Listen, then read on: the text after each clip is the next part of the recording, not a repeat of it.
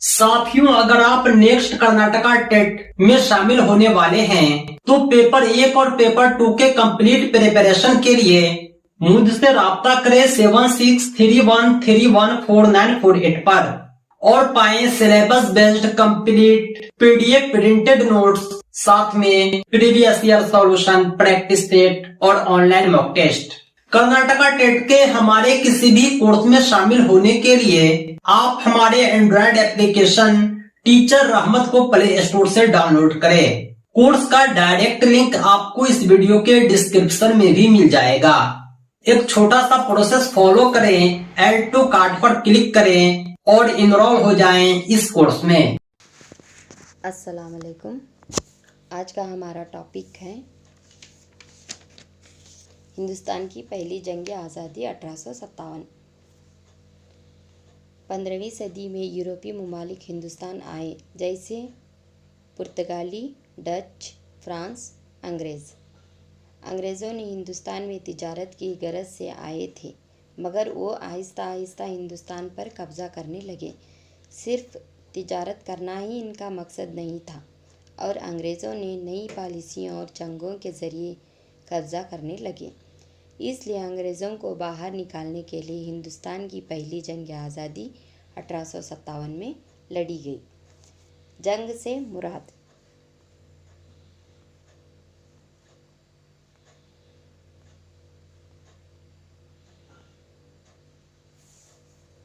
से मुराद दो ग्रोहों के दरमियान किसी खास मकसद के लिए लड़ी जाने वाली लड़ाई को जंग कहते हैं।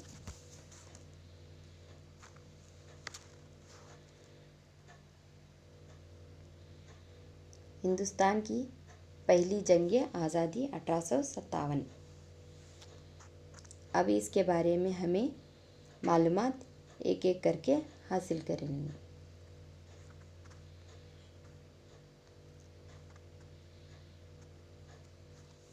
हिंदुस्तान की पहली जंग आज़ादी के अहम नुकात क्या क्या थे? पहली जंग आज़ादी के वजूहात: बगावत के फौरी वजूहात, बगावत की वसअत और इसकी नोयत, बगावत की नाकामी और इसके असरात।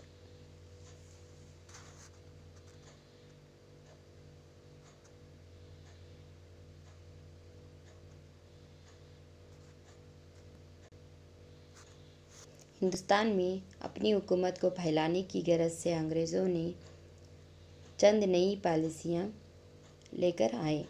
वो अहद मुआनत और उसूल बाज़गश्त या मसलुल हक़ नाफुज किए। इन क़वानीन की वजह से कई हिंदुस्तानी इलाके अंग्रेज़ी इक़्तिदार के ताबा हो गए।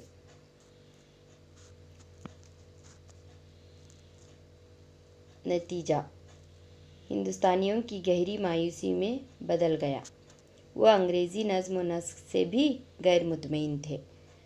यही अदम इत्मीनान 1857 ईस्वी की बगावत में अहम सबब की हैसियत से उभरा।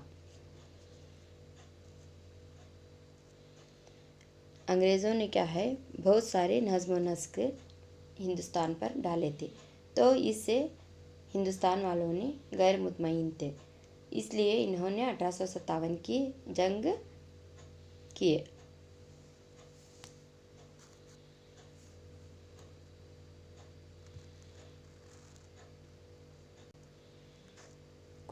कुछ हिंदुस्तानियों ने इसे आज़ादी की पहली जंग करार दिया है, जबकि अंग्रेज़ मौरखीन ने इसे सिपाहियों की गदर करार दिया है। इसको चंद लोग क्या है, आज़ादी की पहली जंग कहते हैं और मौरखीन ने सिपाहियों की गदर कहते हैं।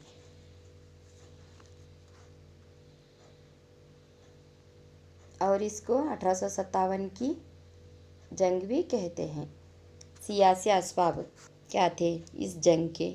उसूल बाज़गश्त: बहुत से हुकूमतें अपने हुकूक से महरूम हो गए, जैसा कि सितारा, जयपुर, झांसी और दूसरी रियासतें अंग्रेज़ों के कंट्रोल में आ गए।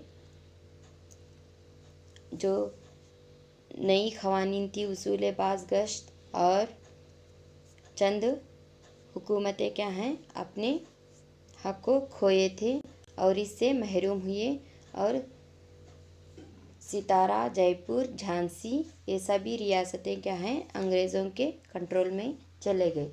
तो इस वजह से 1857 की जंग लड़ी गई।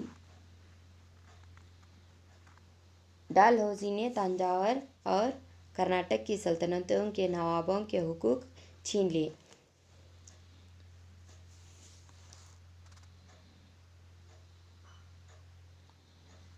मुग़ल सुल्तान अवध के नवाब और दूसरे हुक्मरान शाहाना एजाज़ व मरातिब से खारिज कर दिए गए। बतौर नतीजा हजारों सिपाही जो इन हुक्मरानों पर मुनहसर थे, बेरोज़गार हो गए।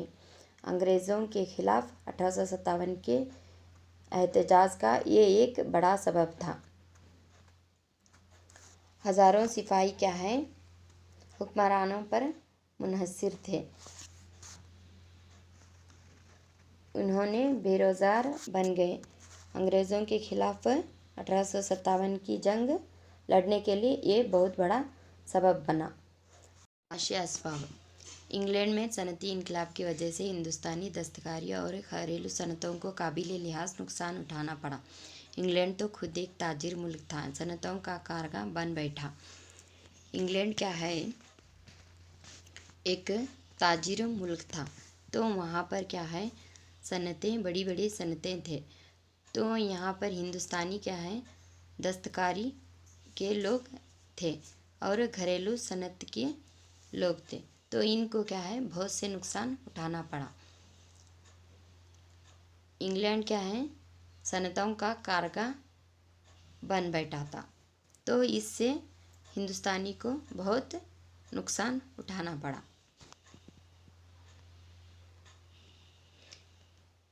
हिंदुस्तानी फ़नदान बेरोज़गार हो गई। इससे क्या है, इंग्लैंड की सनतों से हिंदुस्तान में जो फ़नदान यानी अपनी खुद की फ़न से क्या है, चीज़ों को बनाने वाले और फ़रोख्त करने वालों को क्या है, नुकसान उठाना पड़ा। उन्होंने बेरोज़गार बन गए। पहले पारचा बाफ़ी और ऊन की सनतें कमज़ोर हुई और लोगों का रोज़गार छीन गया। सनतें क्या हैं, कमज़ोर होने लगे और रोज़गारी क्या है, इनकी इंग्लैंड वालों ने छीन लिया गया। घरेलू सनतों को भी काफ़ी नुकसान पहुंचा। अंग्रेज़ों ने हिंदुस्तानी अशिया को इंग्लैंड में फ़रोख्त पर भारी टैक्स लगाए। अंग्रेज़ों ने क्या है, हिंदुस्तान के अशिया पर बहुत से टैक्स डालने लगे। इंग्लैंड में फ़रोख्त पर भारी टैक्स लगाए। ज़मींदारी निज़ाम की वजह से ज़मींदार जो हुकूमत और किसानों के दरमियान दलाल का रोल अदा कर रहे थे।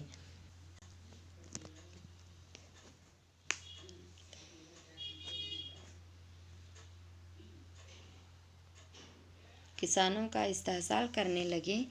तालुकों को लगान की वसूली का जो हक दिया गया था वापस लिया गया। एक इनाम कमीशन का तकर्रुर किया गया और तमाम इनामी ज़मीनों अतियात को वापस लिया गया।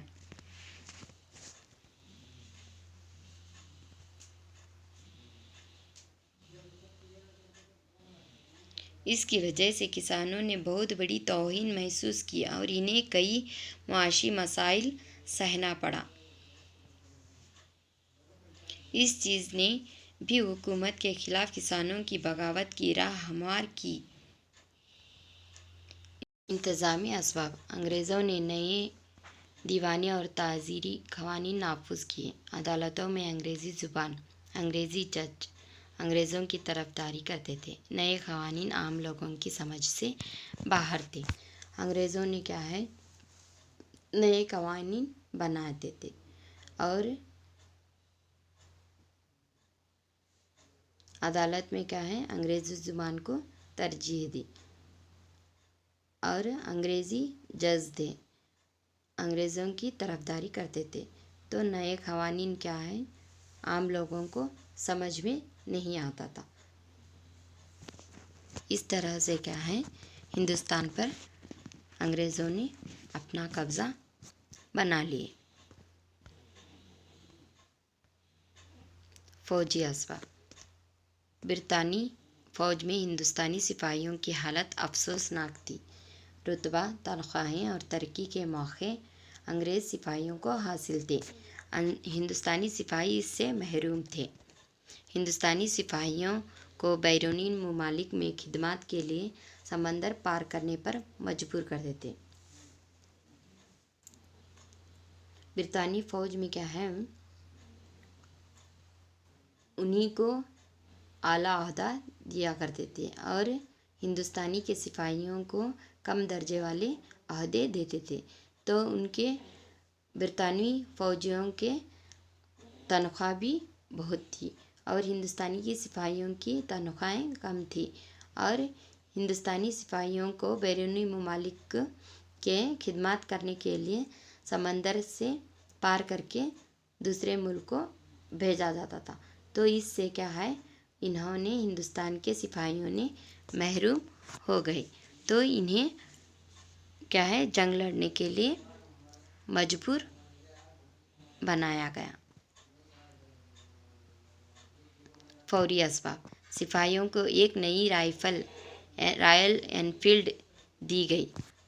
अफवाह उड़ी के इन कारतूस गाय और सुअर की चर्बी से मुड़े गए हैं। फौरी असबाब क्या थी बोले तो राइफल यानी रॉयल एनफील्ड। इस रॉयल एनफील्ड को क्या है, सुअर और गाय की चर्बी से मुड़े गए थे। तो इस वजह से सिपाहियों ने जंग लड़ने के लिए तैयार हो गए। हिंदुओं के नज़दीक गाय मुक़द्दस थी तो मुसलमान के नज़दीक सुअर हराम था। ये वाक़या बगावत का फौरी सबब बना। रॉयल एनफील्ड में क्या है, सुअर और गाय की चर्बी को मुड़े हुए थे। तो इस वजह से हिंदुओं के नज़र में गाय मुक़द्दस थी और मुसलमान को क्या है, सुअर का चर्बी मुंह में लेना हराम था। इस वजह से क्या है, इन्होंने जंग लड़ने के लिए उकसाया गया। इस मौके पर मंगल पांडे नामी एक हिंदुस्तानी सिपाही ने एक अंग्रेज़ अहदेदार का कत्ल कर दिया। मंगल पांडे नामी एक हिंदुस्तानी सिपाही क्या है, अंग्रेज़ के एक अहदे पर रहने वाला सिपाही को क्या है, इन्होंने मार दिया। इस वजह से इसको गिरफ्तार करके मुकदमा चलाया गया। इसे फांसी की सज़ा भी हुई। मीरठ अंग्रेज़ों का एक ताकतवर फौजी अड्डा था।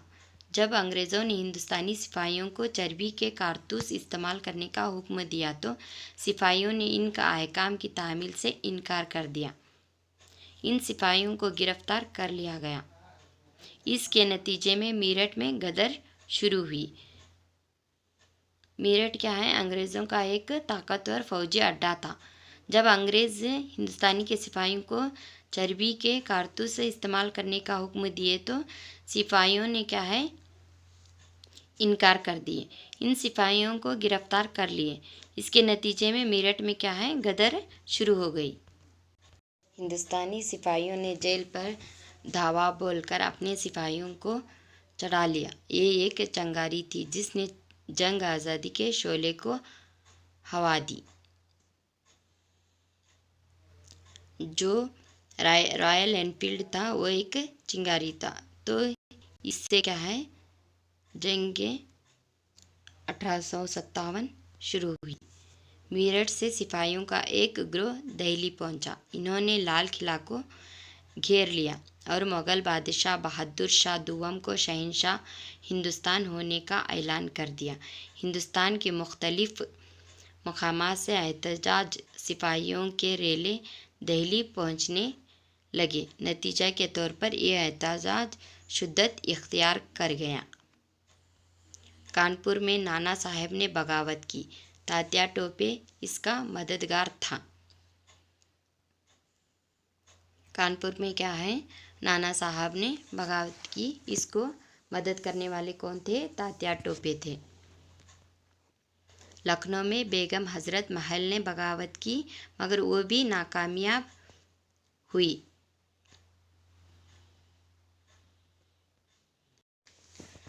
झांसी की रानी जो उसूलेबाज गश्त से नाराज थी, इसने अपने पालक बेटे को अपनी पीठ से बांधकर जंग में लड़ाई लड़ी। इसने ग्वालियर पर कब्जा किया। झांसी की रानी को क्या है, खुद का बेटा नहीं था, तो ले पालक बेटे को क्या है, इन्होंने पीठ के पीछे बांधकर जंग लड़ी तो ग्वालियर को अपने कब्जे में ले ली। इसने ले पालक बेटे को क्या है, अपना तख्त पर बैठाना चाहती थी, मगर इसको अंग्रेज़ों ने इजाज़त नहीं दी। तो इस वजह से इन्होंने जंग लड़ने के लिए उकसाया गया। मगर जब दोबारा लड़ाई का आगाज़ हुआ तो रानी ने अपनी जान कुर्बान कर दी। आज भी आज़ादी के जद्दोजहद की तारीख में रानी को फ़ख्र ये मुकाम हासिल है। इन्होंने क्या है, इस जंग में अपनी जान को कुर्बान भी की है। इसी वजह से आज़ादी की जद्दोजहद की तारीख में रानी को फ़ख्र मुकाम हासिल है। बगावत की नाकामी के असबाब। ये तहरीक तमाम मुल्क में नहीं फैली। इस जद्दोजहद का मकसद मुल्क की आज़ादी से कहीं ज़्यादा चंद एक के मफादात का बचाव करना था। चंद एक के फ़ायदे के लिए ये जंग लड़ी गई और पूरी मुल्क में क्या है, ये जंग लड़ी नहीं गई। अंग्रेज़ी अफवाज में इत्तेहाद और हिंदुस्तानी सिपाहियों में इसकी कमी ने इसे नाकामी से दो चार किया। अंग्रेज़ों में क्या है, इत्तेहाद था, मगर हिंदुस्तानी सिपाहियों में ये इत्तेहाद दिखाई नहीं देती थी। ना मुनासिब रहनुमाई थी, न कोई क़यादत थी। सिपाहियों के लौट मार की वजह से भी लोगों का इन पर एतमाद बाकी न रहा।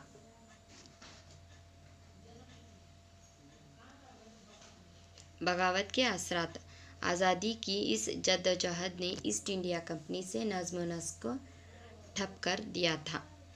सारा नज़्म नस्क इंग्लिस्तान के मलिका को मुंतकल कर दिया गया। आज़ादी की इस जद्दोजहद ने क्या है, ईस्ट इंडिया कंपनी को कायम किया गया।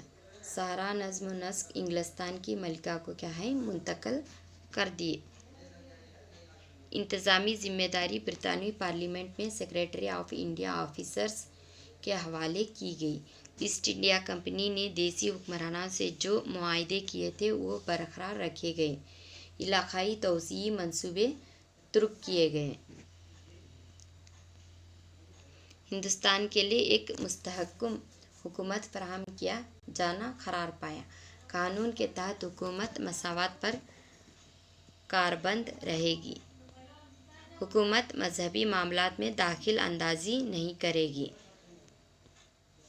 अंग्रेज़ी ने यह हकीकत महसूस की कि हिंदुस्तानी अवाम के सहारे, भरोसे और एतमाद के बगैर पुरअमन हुकूमत कायम नहीं की जा सकती। इस वीडियो को यहीं पर ख़त्म कर देते हैं। कल के वीडियो में नए टॉपिक के साथ आपके सामने हाजिर होंगे। खुदा हाफिज। वीडियो को लास्ट तक देखने के लिए आपका बहुत बहुत धन्यवाद। इसी तरह के दूसरे वीडियोज के लिए आप हमारे इस चैनल को सब्सक्राइब करें। साथ ही साथ पाठ्यक्रम आधारित कंप्लीट पीडीएफ प्रिंटेड नोट्स प्राप्त करने के लिए कॉल व्हाट्सएप करें 7631314948 पर। हमारे नोट्स में previous year solution, practice set और ऑनलाइन मॉक टेस्ट भी इंक्लूड है, जो आपकी सफलता के लिए पर्याप्त है।